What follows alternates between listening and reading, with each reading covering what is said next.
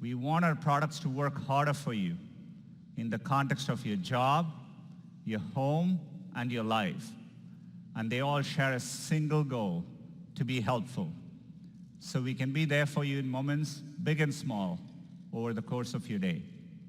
For example, helping you write your emails faster with automatic suggestions from Smart Reply, and giving you the chance to take them back if you didn't get it right the first time. Helping you find the fastest route home at the end of a long day. And when you get there, removing distractions so that you can spend time with the people most important to you. And when you capture those perfect moments, backing them up automatically so you never lose them. Simply put, our goal is to build a more helpful Google for everyone. And when we say helpful, we mean giving you the tools to increase your knowledge, success, health, and happiness. We feel so privileged to be developing products for billions of users. And with that scale comes a deep sense of responsibility to create things that improve people's lives.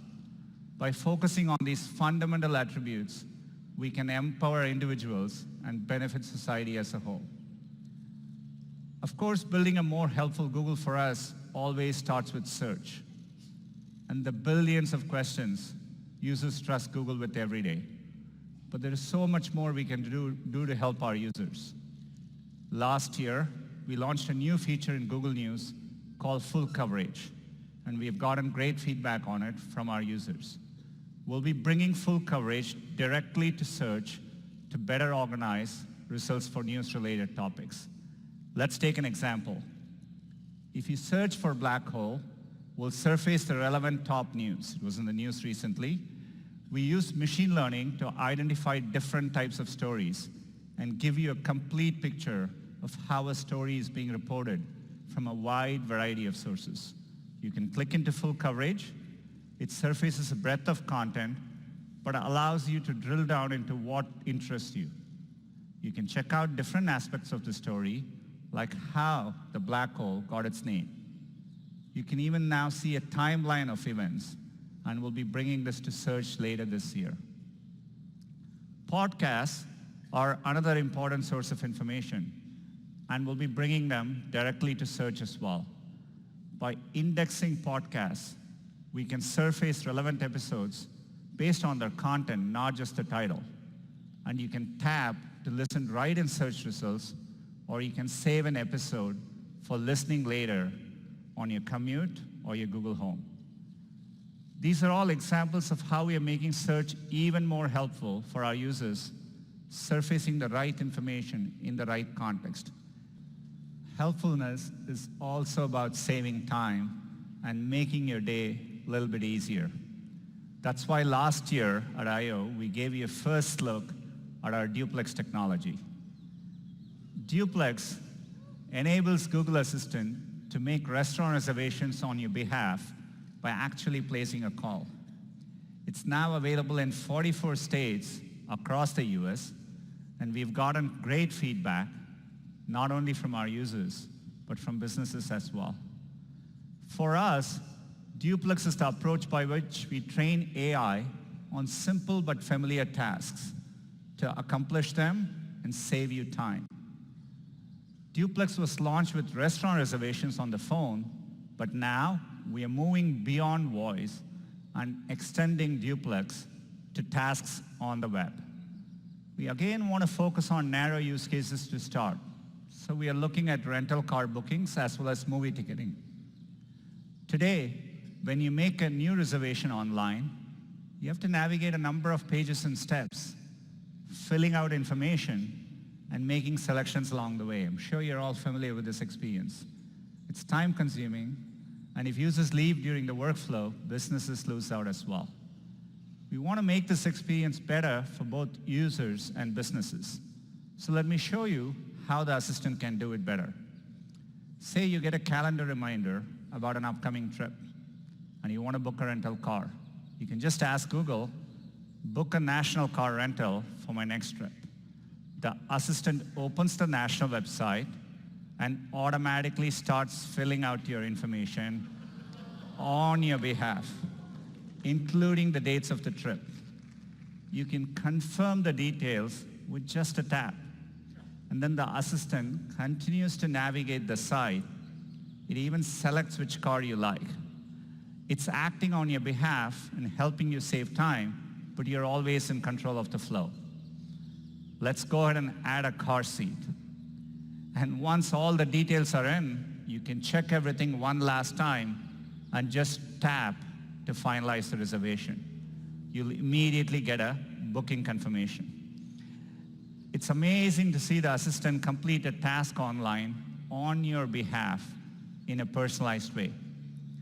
It understands the dates of your trip and your car preferences based on trip confirmations in Gmail. I also want to point out that this was not a custom integration. This required no action on part of the business to implement. What you just saw is an early preview of what we are calling Duplex on the web. We're going to be thoughtful and get feedback from both users and businesses to improve the experience, and we'll have more details later this year.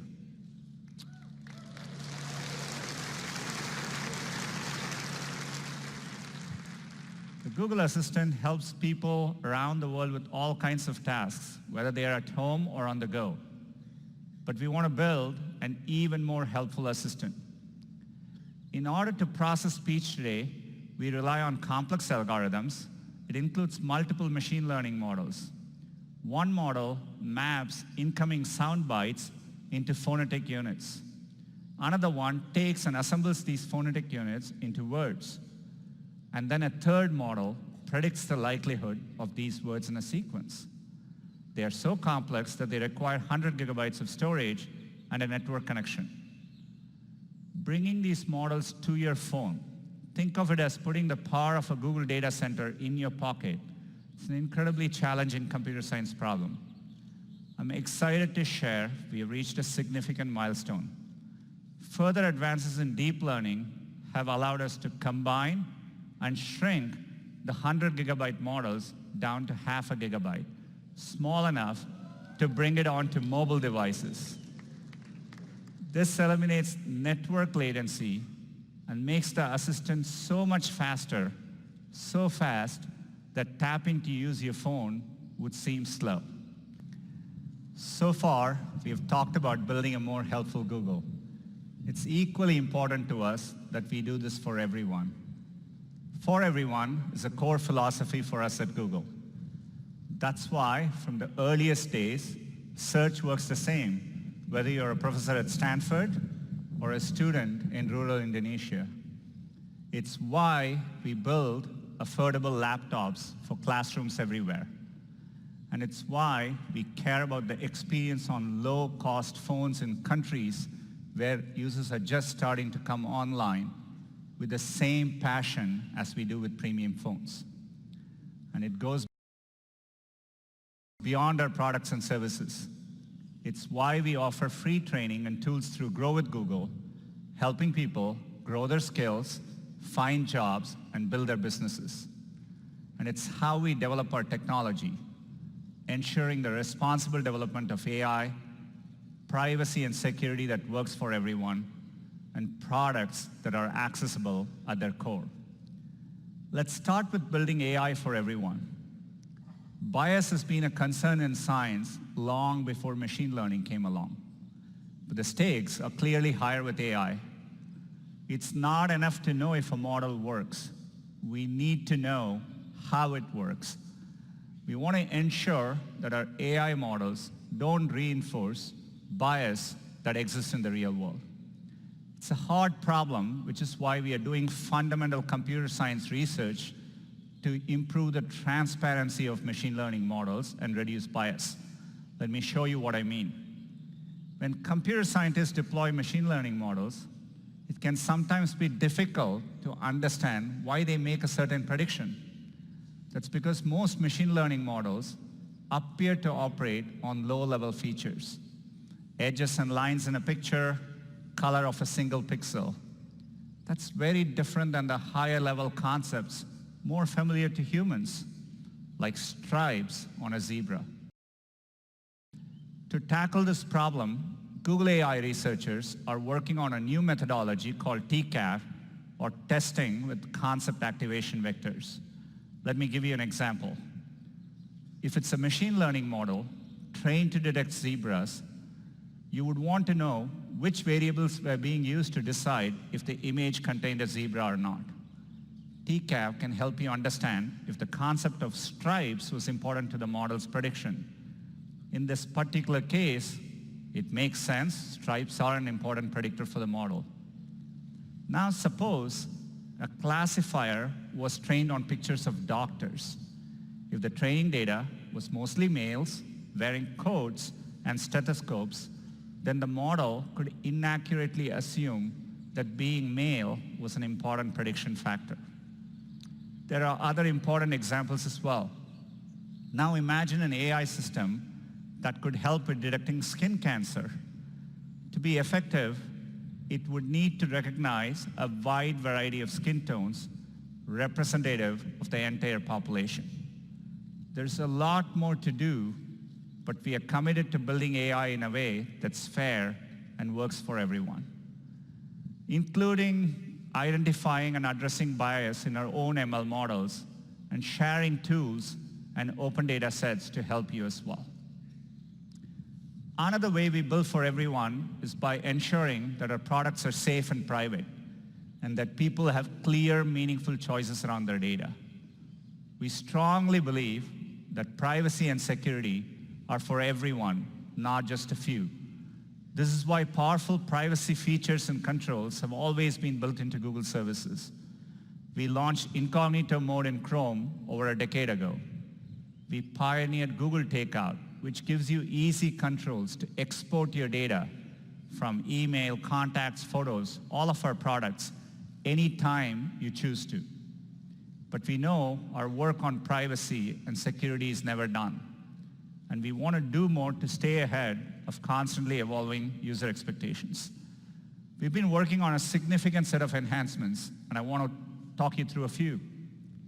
Today, you can already find all your privacy and security settings in one place in your Google account.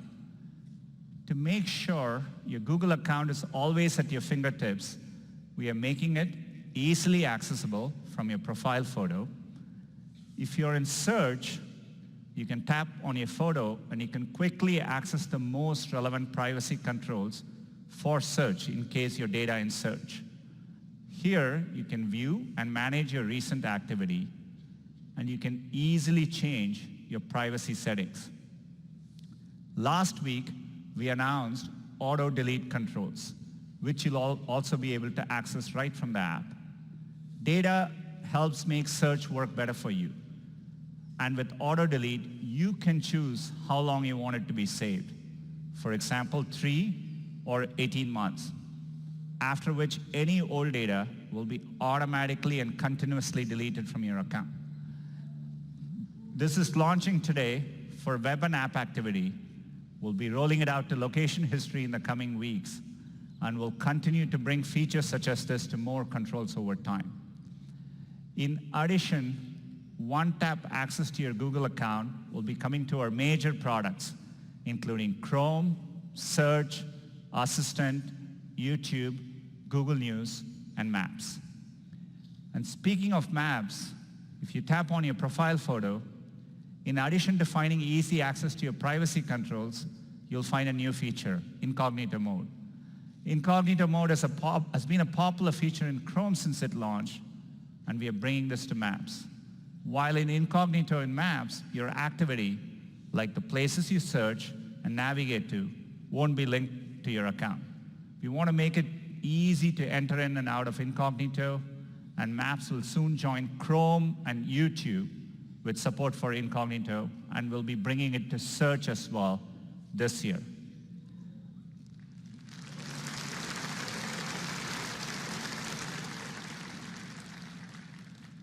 Another way we ensure your privacy is by working hard to keep your data secure.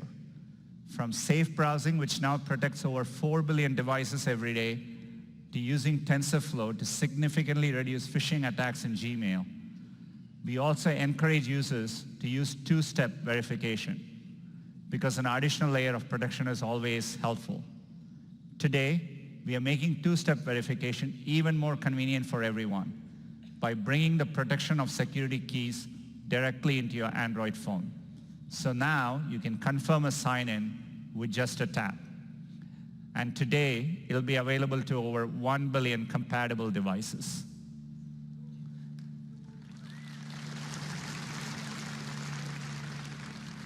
We always want to do more for users, but do it with less data over time.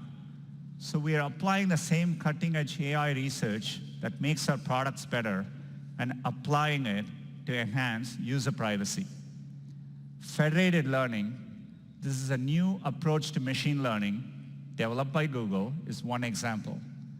It allows Google's AI products to work better for you and work better for everyone without collecting raw data from your devices.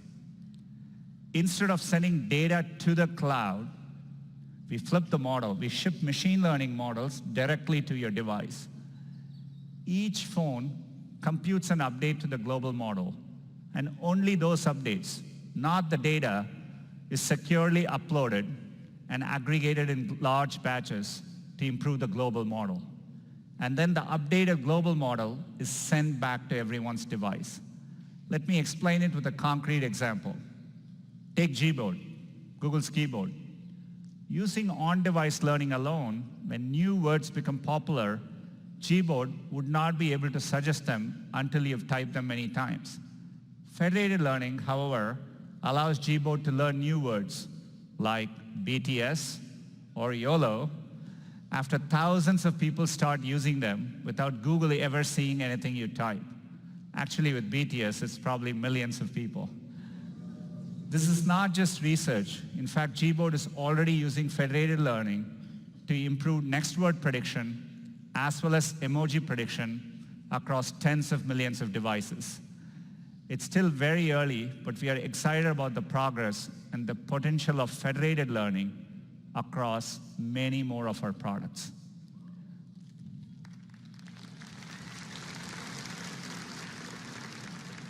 Privacy and security are the foundation for all the work we do, and we'll continue to push the boundaries of technology to make it even better for our users. Building for everyone also means ensuring that everyone can access our products. The World Health Organization estimates that 15% of the world's population, over 1 billion people, has a disability. We believe technology can help us be more inclusive, and AI is providing us with new tools to dramatically improve experience for people with disabilities. For example, there are almost 500 million people in the world who are deaf or hard of hearing. Think of how many conversations are challenging, from in-person discussions and phone calls to even experiencing videos online. A few months ago, we launched Live Transcribe, powered by Google's Cloud Speech API, to caption conversations in real time. You can leave your phone open with the app, and when someone speaks to you, it transcribes their speech into text. Those who cannot or prefer not to speak can also respond by typing. I was really inspired by how the product came about. Two of our Google researchers, Dimitri and Chet, saw an opportunity to help people and collaborated to develop the app. Together, with a small team of engineers and people who volunteered their 20% time, they built Live Transcribe, and it is now available in over 70 languages and dialects on Android devices.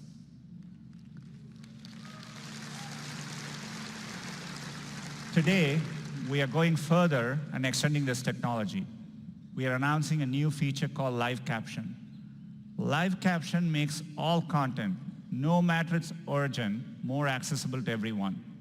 The incredible thing is that it works completely on device, so there's no delay. With one click, you can turn on captions for a web video, podcast, or even on a moment you capture at home. We are also exploring how this technology can caption phone calls. But we want to go one step further and actually allow more people to respond and accomplish tasks over their phones. As you'll see in this example, Nicole, who is deaf and prefers not to speak, can receive a call from her hairstylist. With Smart Compose and Smart Reply, she can answer the call and interact. Let's take a look. Hi, this is Nicole's assistive chat. She'll see what you say, and her responses will be read back to you, starting now. Hi Nicole, it's Jamie. How are you? Hey, Jamie. I'm good, and you? We call this new technology Live Relay. While there's still more work to do, we are excited to see how it can help people like Nicole get things done more easily. Just like with live caption, this runs completely on device, and these conversations remain private to you. We also want to help those with speech disorders or people whose speech has been affected by a stroke or ALS.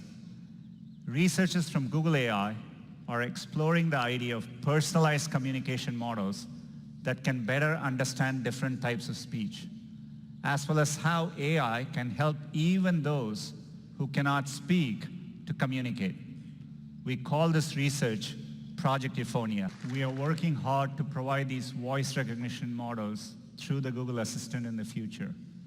But as you saw in Dimitri's case, this will only be possible with many more speech samples to train our models on.